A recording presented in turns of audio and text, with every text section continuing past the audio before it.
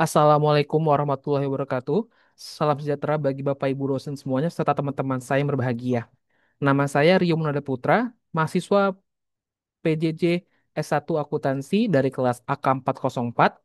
Pada kesempatan kali ini, saya akan menyampaikan presentasi saya dengan judul Resume Jurnal, Tinjauan Adopsi Teknologi Digital pada Investasi Emas dan Perdagangan Daring selama Pandemi. Prestasi ini merupakan ujian tengah semester atau UTS pada mata kuliah e-commerce bisnis dengan dosen pengampu saya, Bapak Muhammad Ikhwani Saputra, Eskom, Mkom. Dua jurnal yang akan saya gunakan berasal dari latar geografis yang berbeda namun saling melengkapi. Jurnal pertama berasal dari India, membahas finansial teknologi dan investasi emas digital. Sementara jurnal kedua dari Indonesia, membahas bagaimana e-commerce menjadi penggerak utama ekonomi di masa pandemi.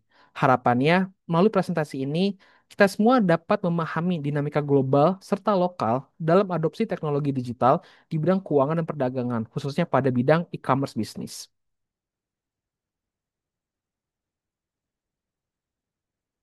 Seperti yang sudah saya jelaskan sebelumnya, jurnal pertama yang akan saya gunakan berasal dari geografis tanah India dengan judul dengan judul bahasa Indonesianya Adopsi Fintech dan Inovasi Disposisional dalam Investasi e-Gold. Penelitian ini akan membahas investasi emas atau gold, yaitu dalam bentuk digitalnya, yang dapat disebut sebagai e-gold, yang dapat dibeli secara fraksional melalui platform fintech. Dalam studi ini, peneliti menggunakan pendekatan Theory of Planned Behavior atau TPB untuk menjelaskan niat investor dalam mengadopsi fintech untuk berinvestasi pada e-gold. Fokus utama jurnal ini terletak pada bagaimana dispositional innovativeness, yaitu kecenderungan alami seseorang untuk menerima dan mencoba hal-hal baru, berperan sebagai moderator dalam hubungan antara adopsi fintech dan niat berinvestasi. Penelitian ini menegaskan bahwa bukan hanya faktor teknologi yang menentukan, melainkan juga karakteristik personal investor sendiri, seperti sikap terhadap inovasi dan kepercayaan diri terhadap teknologi yang terbarukan. Latar belakang masalah yang ada pada jurnal ini adalah penelitian ini dilatar belakangi oleh meningkatnya popularitas investasi digital. Contohnya adalah e-gold, terutama di kalangan investor retail di India. E-Gold menawarkan alternatif investasi yang aman, liquid, dan dapat diakses secara fleksibel. Namun, walaupun platform ini semakin populer, belum banyak studi yang menelaahnya dari perspektif psikologis perilaku menggunakan pendekatan teoritis seperti TPB tadi. Kekosongan literatur ini mendorong peneliti untuk menganalisis bagaimana sikap, norma sosial, dan kontrol perilaku mempengaruhi keputusan investasi menggunakan fintech.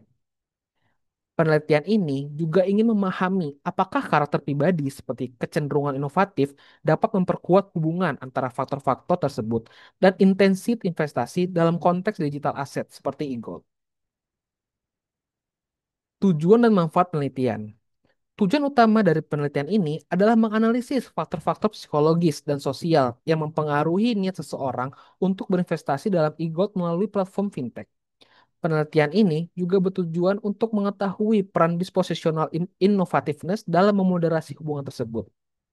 Manfaat praktis dari studi ini adalah memberikan wawasan kepada regulator dan pengembang platform digital agar dapat menyusun strategi promosi dan edukasi yang lebih efektif. Selain itu, hasil penelitian ini juga penting bagi perusahaan financial teknologi untuk memahami faktor-faktor personal yang mendorong atau menghambat adopsi teknologi keuangan, sehingga dapat menyusun pendekatan yang lebih tepat sasaran. Selanjutnya kita akan membahas metode penelitian yang digunakan dalam penelitian ini. Penelitian ini menggunakan pendekatan campuran, yaitu kuantitatif dan kualitatif. Secara kumulatif, secara kuantitatif digunakan metode partial least square structure equation modeling atau PLSM dengan responden sebanyak 371 responden pemilik akun Demat di Maharashtra, India. Survei ini disebarkan kepada investor retail yang dianggap sudah memiliki pemahaman terhadap instrumen keuangan termasuk e-gold. Selain itu, dilakukan juga focus group discussion atau FGD sebagai pendekatan kualitatif untuk menggali wawasan mendalam dari para investor aktif. Kombinasi metode ini memungkinkan triangulasi data dan memberikan kekuatan validasi hasil dengan merujuk pada data TPB. peneliti menyusun model struktural untuk memahami hubungan antar variabel yang mempengaruhi adopsi fintech dan niat investasi. Teknologi yang diterapkan dalam penelitian ini adalah platform utama yang dikaji dalam penelitian seperti dalam aplikasi fintech untuk investasi e-gold. Platform ini memungkinkan pengguna membeli emas secara digital dengan keamanan tinggi dan fleksibilitas tinggi. Penggunaan teknologi ini dianggap merepresentasikan masa depan investasi yang lebih terjangkau dan inklusif. Untuk analisis datanya digunakan SPSS AMOS yang merupakan software statistik berbasis SIM untuk menguji hubungan kausal antar variabel. Penggunaan AMOS memungkinkan peneliti untuk mengevaluasi konstruk teoritis TPB dengan lebih akurat. Teknologi ini menjadi bagian penting dalam mendukung validitas dan reliabilitas hasil studi yang telah dilakukan oleh peneliti. Berdasarkan hasil metode penelitian tadi dan yang telah dijalankan oleh peneliti,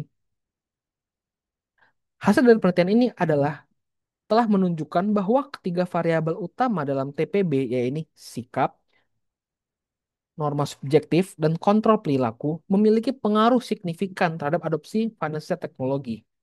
Adopsi financial teknologi itu sendiri berpengaruh positif terhadap niat berinvestasi dalam e-gold, meskipun dispositional innovativeness tidak secara langsung mempengaruhi niat tersebut. Namun demikian, dispositional innovativeness terbukti berperan sebagai moderator dalam memperkuat hubungan antara adopsi fintech dan investasi dan intensi investasi.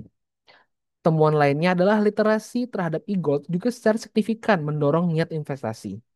Hal ini menggarisbawahi bahwa pentingnya edukasi digital dalam memperluas akses investasi melalui teknologi. Dalam penelitian ini, rencana penelitian selanjutnya mengusulkan agar studi ke depannya dapat menambahkan variabel seperti persepsi risiko, faktor budaya, dan dimensi kepercayaan terhadap platform.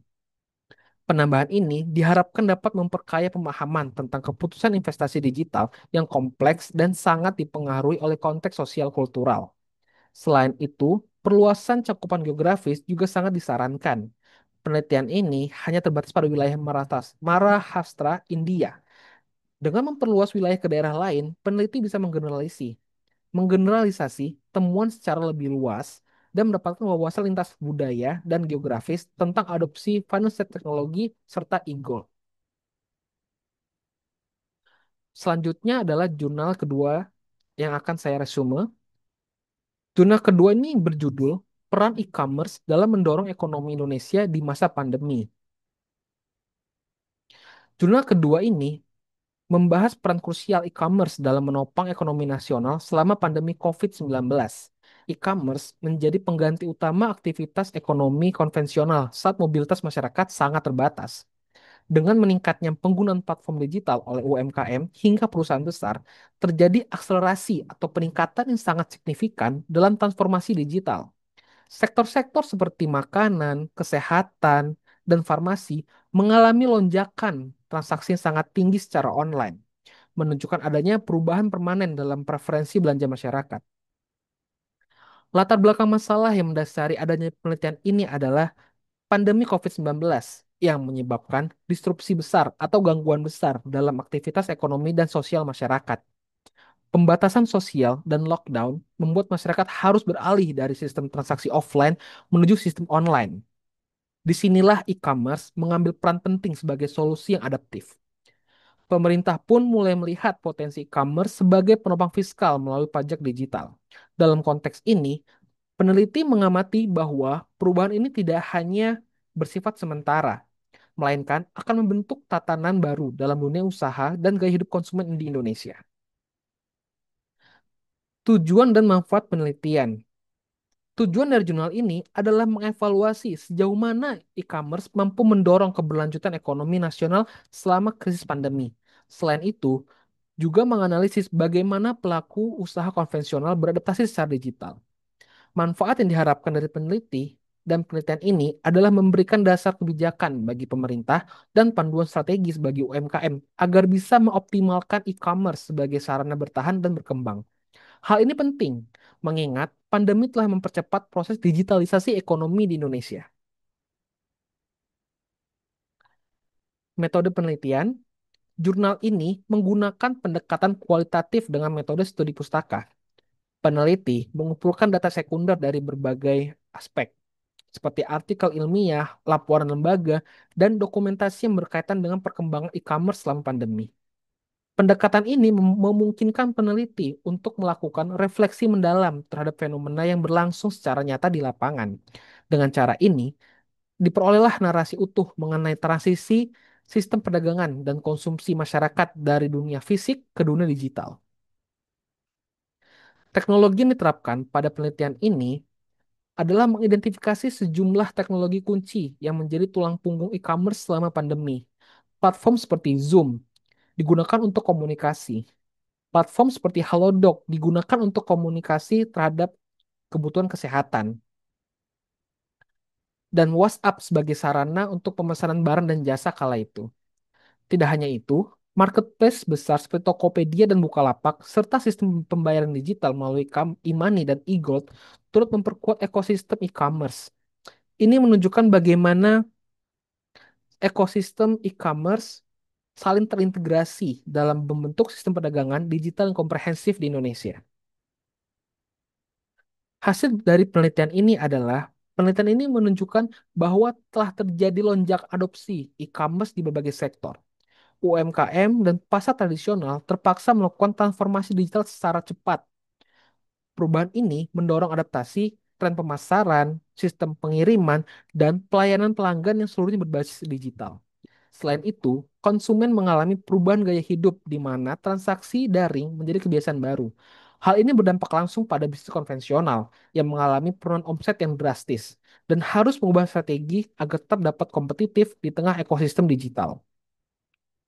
Di dalam jurnal ini, rencana penelitian selanjutnya adalah penelitian yang akan datang perlu berfokus pada strategi adaptasi bisnis offline agar tidak tertinggal dalam arus digitalisasi. Ini meliputi bagaimana pelaku usaha bisa memanfaatkan media sosial, platform e-commerce, dan sistem pembayaran digital secara maksimal. Selain itu, perlu juga dilakukan kajian jangka panjang tentang dampak digitalisasi terhadap struktur ekonomi Indonesia. Hal ini untuk memastikan bahwa transformasi digital tidak hanya menguntungkan pelaku besar, tetapi juga inklusif bagi UMKM dan kelompok ekonomi yang rentan. Kesimpulan dari presentasi saya terhadap dua jurnal yang telah saya review adalah yang pertama, e-commerce dan finance teknologi telah menjadi penggerak utama transformasi digital dalam perilaku konsumen dan model bisnis selama pandemi.